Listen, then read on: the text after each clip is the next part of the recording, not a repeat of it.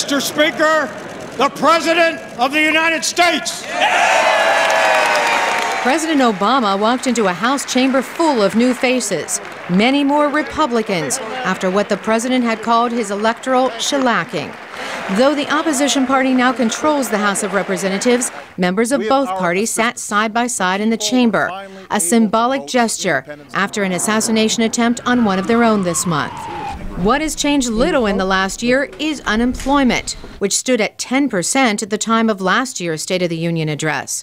The current rate is 9.4%. To spur new growth, Mr. Obama conjured a bold image to Americans. This is our generation's Sputnik moment. Referring to the Soviet satellite which once motivated Americans to be the first on the moon, Mr. Obama proposed new investment in biomedical research, information technology, and clean energy. We need to out-innovate, out-educate, and out-build the rest of the world.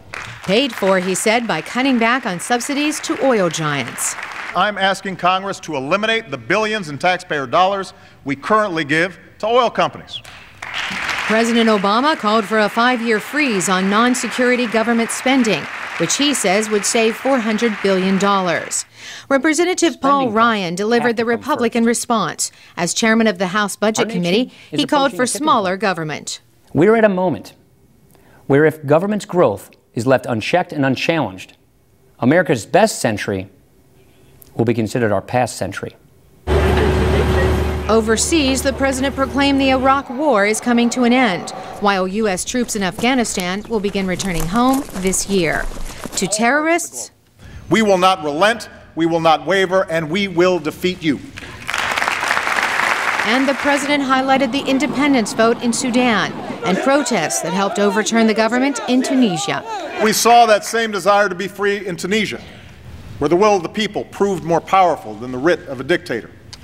Congressional Democrats and Republicans, predictably, disagreed in their assessments. He really addressed the anxiety of the American people. He still believes in spending money as a recovery tool. Political analyst John Fortier of the American Enterprise Institute says Mr. Obama is positioning himself for the presidential election of 2012. I think the president is in something of a middle position, looking forward to govern in a somewhat messy way with divided government. That won't please all the edges, but it does open the opportunity up for him to place himself somewhat more in the middle and to prepare for an election.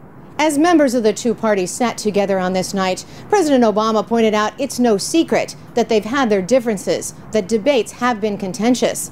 But he says what comes of this moment will be determined by if Republicans and Democrats can work together tomorrow. Carolyn, Presutti, VOA News.